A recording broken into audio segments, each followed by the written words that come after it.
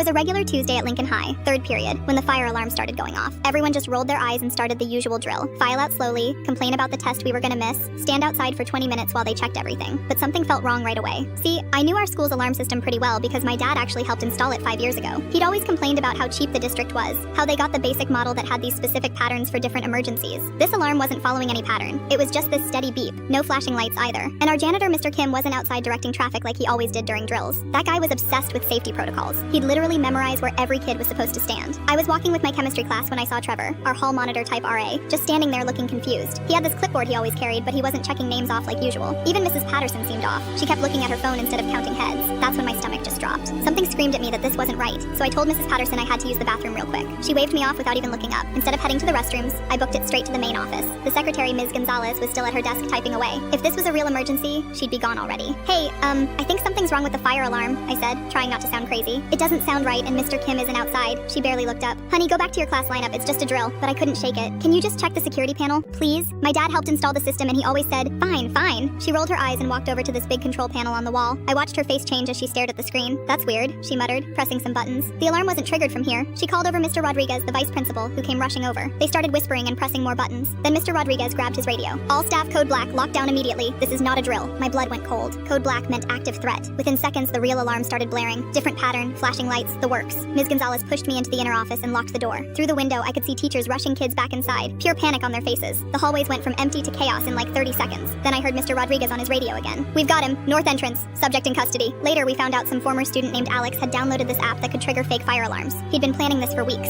Set off the fake alarm to clear the hallways. Then he was going to come through the side door near the gym with a backpack full of weapons. But because I caught it early, security checked the cameras and saw him lurking around the north entrance 15 minutes before he planned to come in. They called the cops and grabbed him before he could get inside.